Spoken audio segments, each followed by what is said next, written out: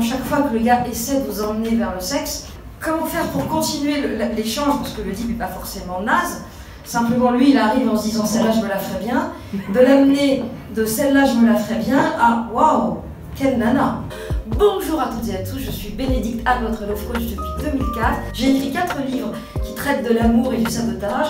Et aujourd'hui nous sommes au Café Coaching de Paris où je vais vous parler des blocages, des situations d'abus. Hier j'avais une coachée qui se trouve dans des difficultés sexuelles systématiques avec les hommes. Et je lui dis, bon bah je vais t'apprendre les règles de base d'un chat.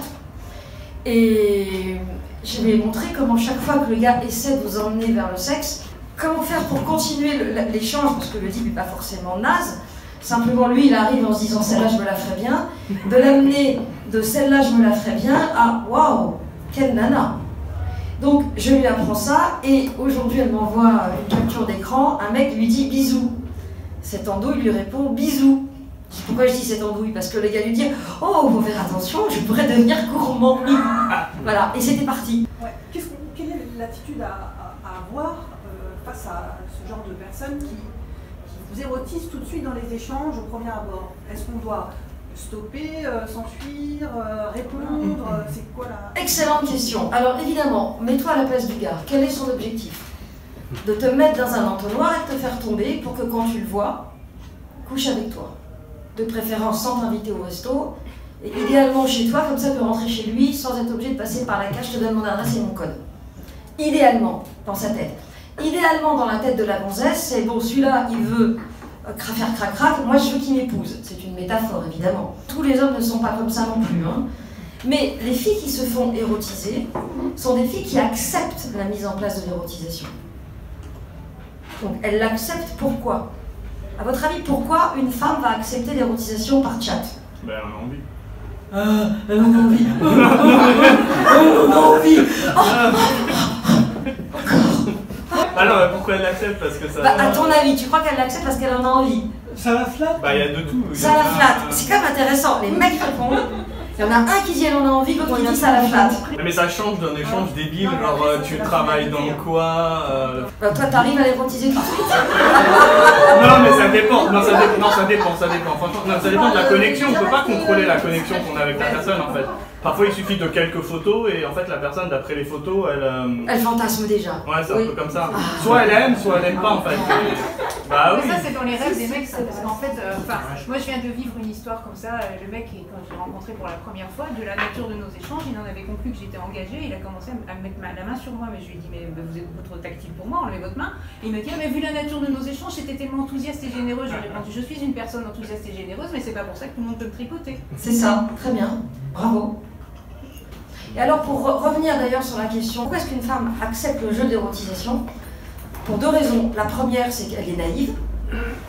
Ah bon, il dit bisous, bah je lui réponds bisous, et là, ah mais attention, ça commence là, puis tu sais pas où c'est fini. Voilà, et là, elle a pas eu le temps de dire ouf que le gars il est parti direct. Deuxième chose, pourquoi est-ce qu'une femme fait ça? Parce qu'elle pense que si elle donne de la sexualité, elle va donc attirer le gars, l'attirer au sens le garder un peu, et surtout derrière, il ne va pas partir. Pour obtenir la tendresse qu'elle souhaite, elle va donner de la sexualité. Parce qu'en réalité, il y en a 1 sur 2 qui cherche de la tendresse, mais qui est obligée de passer par le bas-ventre du monsieur pour ça. C'est pour ça qu'il y a plein de solutions aujourd'hui, notamment les soirées tantra, comme celle qu'on a organisée il n'y a pas longtemps. Il y a aussi des soirées où on se fait beaucoup de hugs, où c'est très simple d'avoir un contact, mais c'est le Canada Dry du contact. C'est-à-dire on a le goût, la sensation, mais on n'est pas obligé de passer à la casserole si ça n'était pas notre objectif. Parce qu'il faut quand même partir d'un postulat, c'est moi femme, qu'est-ce que je veux? Ouais. Et donc le comment de tout où tu lèves la main. Ouais. Alors le comment c'est quand tu as le premier bisou qui tombe, ou le premier truc un peu lubrique, tu ne réponds pas. Pour que l'autre soit face à un vide. C'est un peu méchant. Bah non, le gars il tente un truc, il te dit, un gars qu'on appelait nuit torride, parce qu'il n'arrêtait pas de dire qu'il voulait passer des nuits torrides. Nuit torride, c'était son surnom. Donc nuit torride est quelqu'un qui est parfaitement charmant, courtois, bien élevé lors des dates, il y a eu 3 dates, Et à chaque fois qu'il rentre chez lui, il balance un truc de cul. Il lui dit bonne nuit, elle lui dit aussi dors bien, il répond ah j'aurais préféré dormir avec toi, j'aime les nuits torrides. Et à chaque fois elle l'a vu 3 fois, donc on lui a dit on va lui laisser une chance. Donc la deuxième fois, il rebalance un truc genre nuit torride, donc un truc torride, et elle ne répond pas. Donc il revient, ah j'étais choquée, donc il sait très bien ce qu'il a fait, il a tenté, il a perdu. Donc il revient en rampant, ils refont leur dernier date, et rebelote le soir c'est reparti. Mais parce qu'elle lui plaît, il a envie d'elle. Oui, il a envie d'elle, mais tu vois, t'es sans filtre, John. Bah non, ça. Mais bah si, non, bah non. Si, il a envie d'elle, mais s'il a envie d'elle et qu'il l'a déjà vue 3 fois, qu'elle lui a expliqué qu'elle voulait une relation sérieuse et que c'était très clair dans son texte et dans son discours, le gars, il balance pas d'une nuit torride, il essaye, il revient à la charge. Ouais, il force un peu. Bah, il force pas qu'un peu. Non, c'est pas cohérent. Il force pas qu'un peu, là. C'est ça, c'est là qu'on se dit, t'as pas de filtre. Il ne force pas qu'un peu, il ne tient pas compte d'elle. Il recommence, donc il pense que c'est du discours. Et là, 2 cas de figure, soit il n'en a rien à faire, et il a essayé.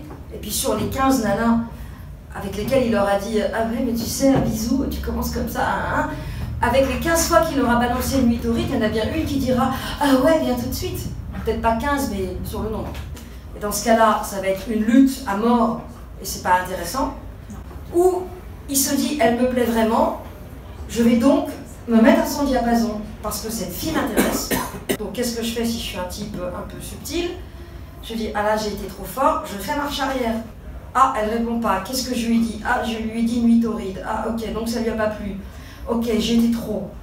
Ça marche dans les deux sens, c'est-à-dire qu'en fait moi je dis toujours à mes coachés, quel que soit leur sexe, peut-être que l'autre est entre guillemets éducable, ou plutôt rééducable.